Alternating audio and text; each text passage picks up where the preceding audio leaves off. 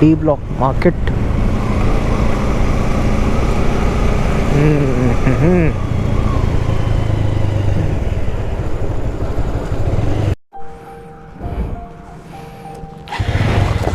तो दवाई का काम तो हो गया।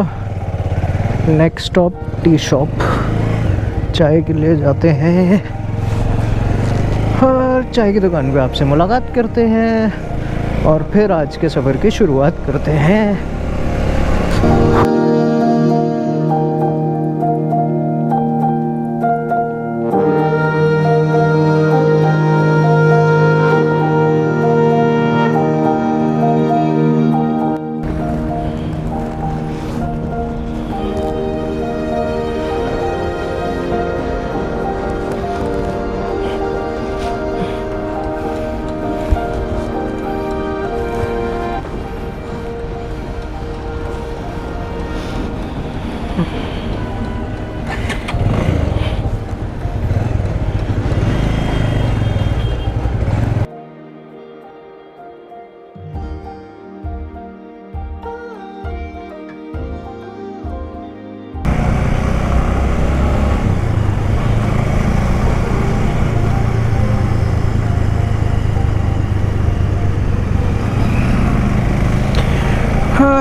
तो हे गाइस, चाय का काम हो गया, चाय पी ली और थोड़ा हैंग आउट भी कर लिया।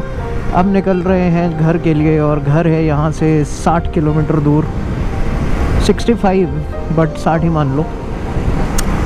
और आज आपको लेकर चलेंगे दिल्ली मेरठ एक्सप्रेसवे के उस हिस्से को जिसको हम अभी तक एक बार भी डॉक्यूमेंट नहीं कर पाए किसान आंदोलन की वजह से। And all thanks to the government of India, किसानों की जो डिमांड्स थी उनको मान लिया गया और किसान आंदोलन ख़त्म हुआ। So part two my farmer buddies, but moving ahead. रास्ता खुल गया है। हम जैसे लोग जिनको घर जाने में बहुत तकलीफ़ हो रही थी, और मैं तो चलो फिर भी 15 दिन में एक बार जा रहा था, वो लोग जो हर रोज़ जाते हैं उस एरिया से ट्रैवल करते हैं, वैशाली के, इंदिरापुरम के, साहिबाबाद के रहने वाले हैं, और उन लोगों की जो परेशानी थी वो ख़त्म हुई। And I am not sure कि हम एक्सप्रेसवे पे अलाउड हैं या नहीं, which is why I will stick to the highway जो साथ में चलता है। But I am pretty sure will be able to see some good glimpses from the expressway itself. तो मैं बीच बीच में थोड़ा बहुत बोलता रहूँगा, थोड़ा बहुत बात करता रहूँगा, बट मोर और less I want you to focus कि एक्सप्रेसवे देखो यार, बहुत सुंदर है। हालांकि इसमें भी इश्यूज़ हैं, बहुत सारे इश्यूज़ हैं, जैसे कि सबसे बड़ा इशू तो यही है कि एक्सप्रेसवे की जो कंस्ट्रक्शन है वो मुझे ऐसा लग रहा है कि it's not very good, because बहुत सारी ऐसी जगहें हैं जहाँ से ऑलरेडी एक्सप्रेसवे बैठना शुरू हो गया है, और जो फेज़ 4 वाला स्ट्रेच है वहाँ पर रिपेयर वर्क अभी से शुरू हो गया है। तो ये एक अच्छा संकेत तो नहीं है, बट अब गवर्नमेंट कुछ नहीं कर सकती इसमें। गवर्नमेंट सिर्फ कॉन्ट्रैक्ट्स दे सकती है, काम कैसा करके देंगे आप, उससे आगे आने वाले कॉन्ट्रैक्ट्स आपको मिलते हैं नहीं, वो ज़रूर इम्पैक्ट हो सकता है, बट अभी जो नुकसान है वो तो है ही। तो देखते हैं। और चलो मैं आगे जाके थोड़ी बात करता हूँ, उस एरिया में पहुँच के बात करता हूँ। ये सब मैं डॉक्यूमेंट कर चुका हूँ, तो अगर आपने नहीं देखा है तो आप पिछले व्लॉग्स देख सकते हैं।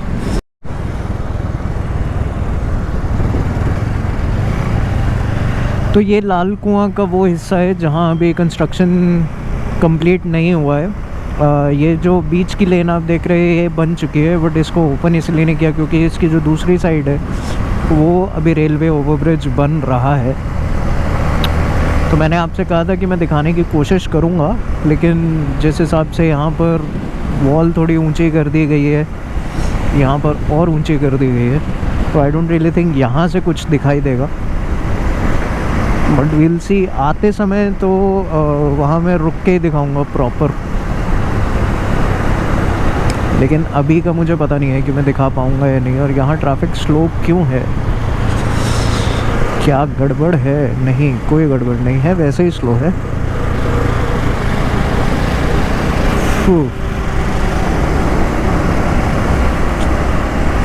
चलिए तो फेज़ 2 पे मिलता हूँ। कुछ देखने को नहीं मिल पाया, माफ़ी चाहते हैं।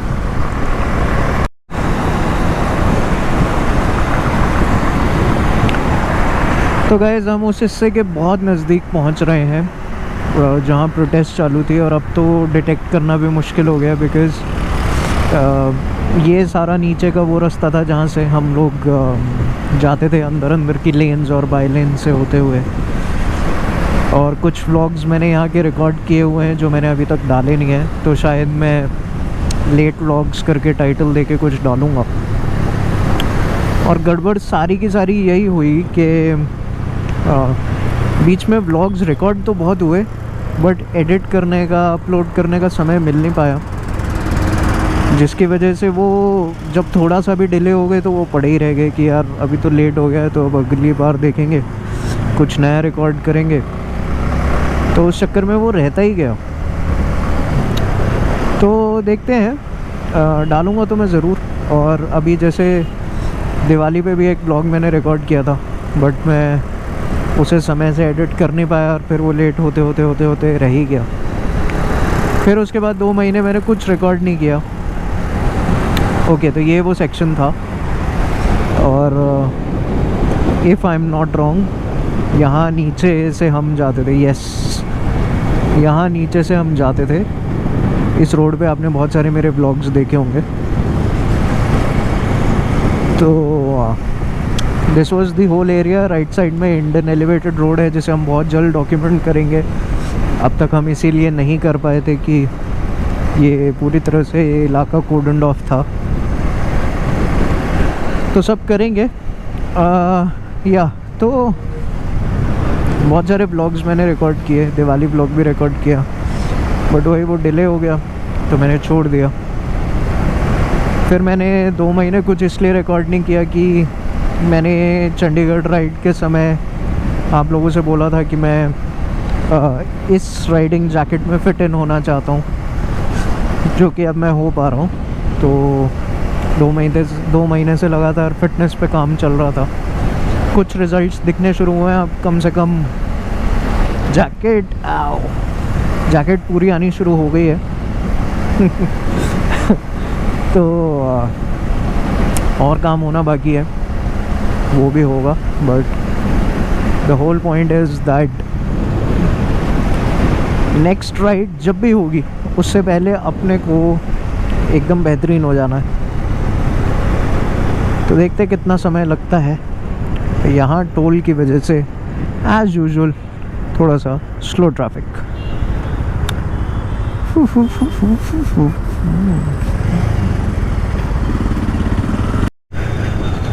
तो गाइस हम पहुंच रहे हैं सुप्रीम कोर्ट के पास। एंड यहाँ आके हमेशा ही मुझे एक बड़ी अच्छी फीलिंग आती है। एक तो दिल्ली में एंटर करते वैसे ही बड़ी ना एक पॉजिटिव सी वाइब आनी शुरू हो जाती है। एक ऐसी आज़ाद सी फीलिंग आनी शुरू हो जाती है। तो वही मुझे अभी फील हो रही है। एंड बार बार हाथ धोएं। और यार अब तो वैसे ही केसेस बहुत बढ़ रहे हैं, तो जो कोई भी इस वीडियो को देख रहा है अपने घर वालों का बिल्कुल ज़्यादा से ज़्यादा ध्यान रखें। मास्क पहनने में बिल्कुल भी आलस ना करें। सर्दी का मौसम है, सर्दी में केसेस वैसे भी बढ़ जाते हैं जो फिर गर्मी तक एक्सटेंड होते रहते हैं। बिकॉज़ वही बात है, 15 से 20 दिन का जेस्टेशन पीरियड है इसका। तो प्लीज़ अपने आसपास के सब लोगों का ख्याल रखें। अगर आप किसी भी तरह के सर्विस प्रोवाइडर हैं तो प्लीज़ इंसिस्ट करें कि आप जहाँ कहीं पर भी सर्विसेज देने जा रहे हैं या आपकी कोई दुकान है, कस्टमर्स आ रहे हैं, please make sure, please insist कि जो भी लोग आ रहे हैं वो मास्क के साथ आएँ।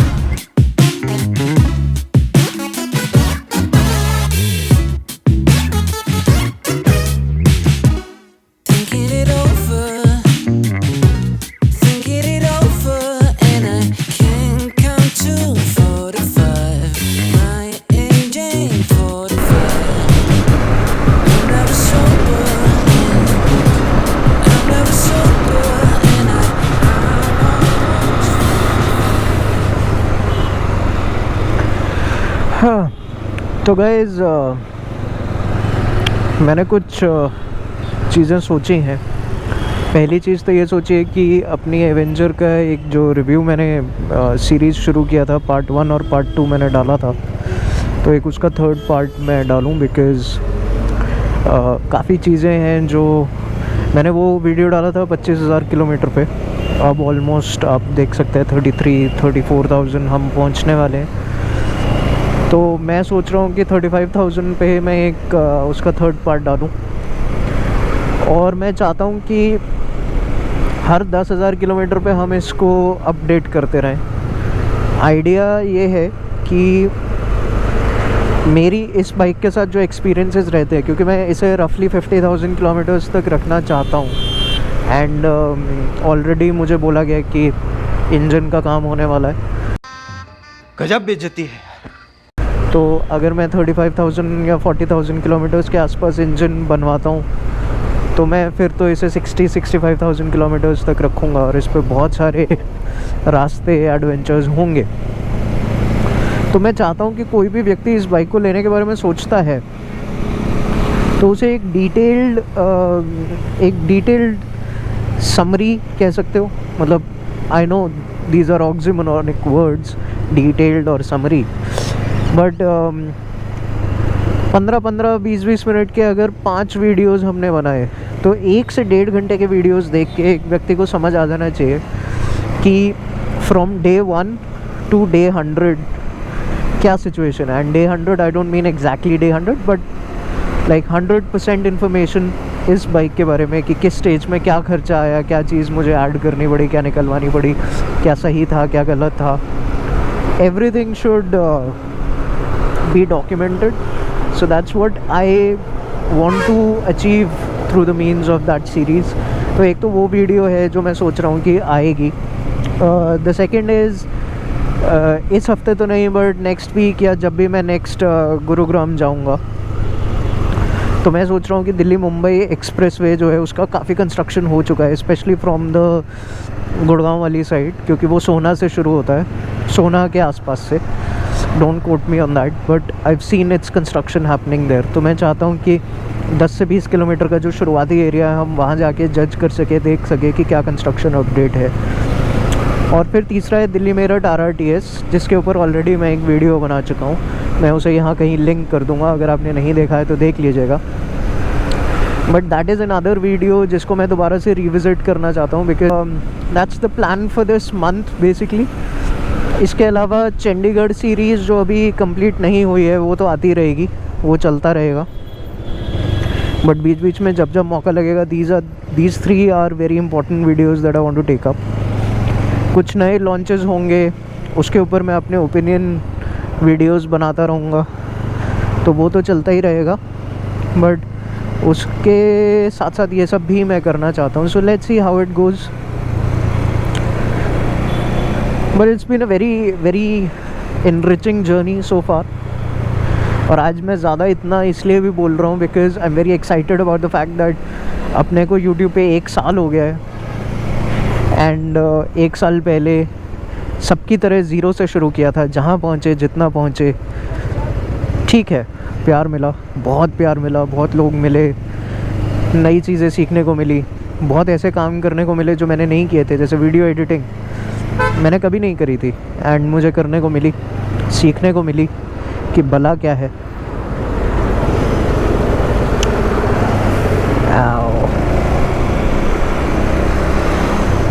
और उस सीखने के वजह से अब मुझे लगता है कि आगे आने वाले टाइम में मैं अपनी एडिटिंग को लगातार इम्प्रोवाइज़ करते चले जा सकता हूँ। और मैंने कभी ऐसा सोच के नहीं किया था कि मुझे कोई सेलिब्रिटी स्टेटस पे पहुँचना है। कुछ मेरी कमियां थी जिनको मुझे रेक्टिफाई करना था यूट्यूब के माध्यम से, और इसके 5 January was the day I created my channel. Videos तो शायद उसके कुछ समय बाद आनी शुरू हुई, but that was the day. तो I will give you an insight into why I came up on YouTube and how it has helped me so far. और आज मैंने आपको कुछ 1-2 जगह दिखाने की कोशिश की, बट उसके अलावा मैंने बस बात करने की कोशिश की, बिकॉज़ बहुत दिन हो गए थे मैंने ब्लॉग रिकॉर्ड नहीं किया था। तो मिलते हैं अगले ब्लॉग में हमेशा की तरह। अपना ध्यान रखिएगा, बने रहिएगा, साथ बनाए रखिएगा। See you in the next one, take care, bye bye.